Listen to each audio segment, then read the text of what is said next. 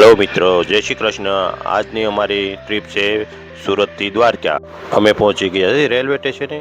આજનો ટ્રેનનો ટાઈમ 3 વાગ્યાનો છે ને ઓખા એક્સપ્રેસ ટ્રેન છે। હેલો મિત્રો, ગુજરાતીને ટ્રાવેલિંગમાં થેપલા ન હોય એવું કોઈ દી બને જ નહીં।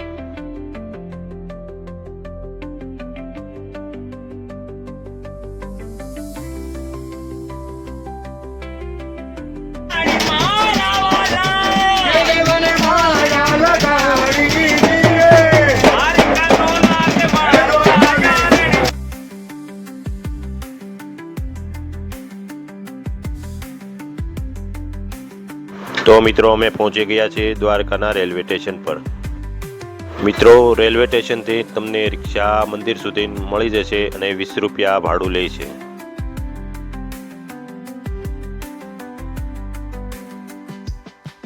તો અમે જઈ રહ્યા છીએ દ્વારકાના સ્વામિનારાયણ મંદિર તરફ। તો અમે પહોંચી ગયા સ્વામિનારાયણ મંદિર।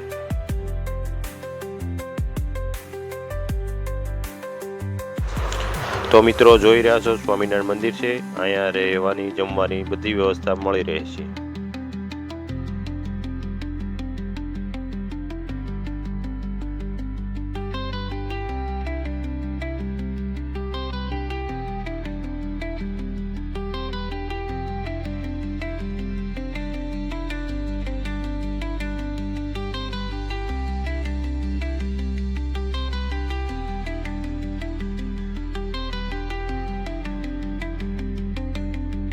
તો અમે જઈ રહ્યા છીએ દ્વારકા મંદિરના દર્શન તરફ અને આ રસ્તામાં છે તે માર્કેટ છે।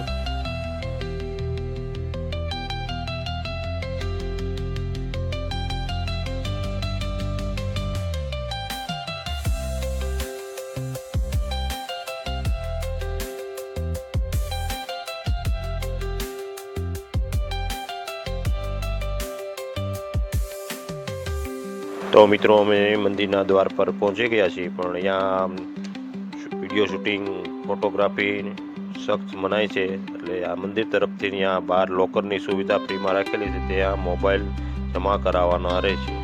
હલો મિત્રો, ત્યાં દ્વારકાધીશના ધજાના દર્શન આપ નિહાળી શકો છો અને 3 કલાકે નવી ધજા ચડે છે ને પૂરા દિવસની 6 ધજા નવી ચડે છે।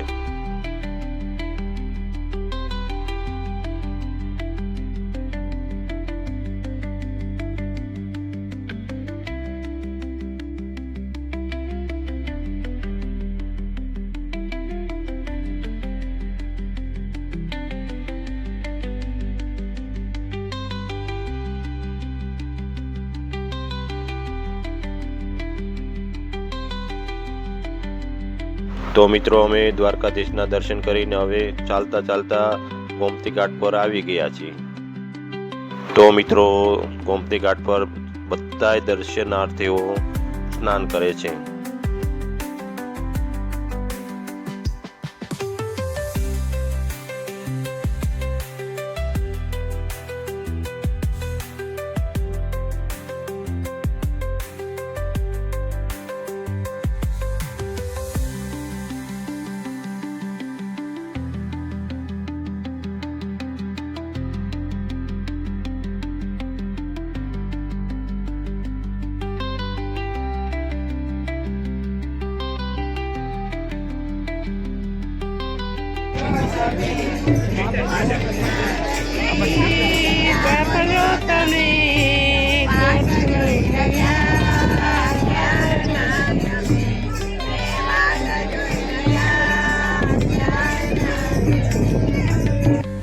તો મિત્રો અમે સ્વામિનારાયણ મંદિરે જમવા પહોંચી ગયા છીએ અને અહીંયા પર વ્યક્તિના 80 રૂપિયા ભાવ છે।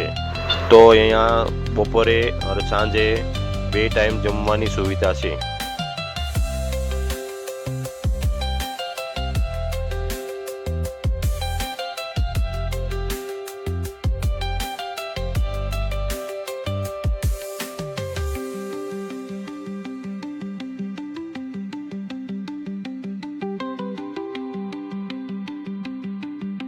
તો મિત્રો સવારના 5 વાગે મંદિરના દર્શન કરવા જઈ રહ્યા હતા।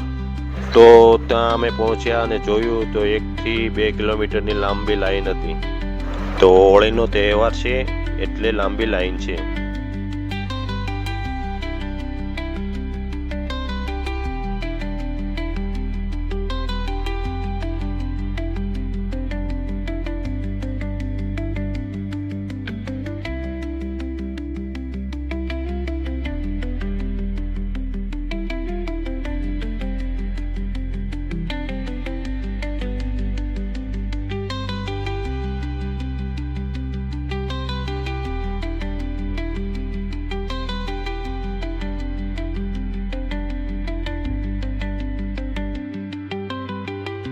તો મિત્રો સવારમાં અમે ફરીથી ગોમતી ઘાટ પર આવ્યા છીએ.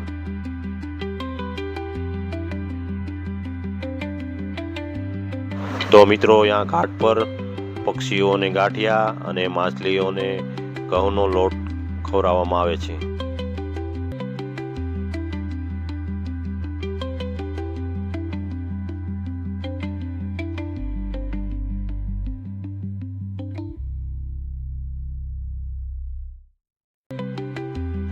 તો મિત્રો દ્વારકાધીશનો અમારો બ્લોગ સારો લાગ્યો હોય તો લાઈક, શેર અને સબસ્ક્રાઈબ કરજો.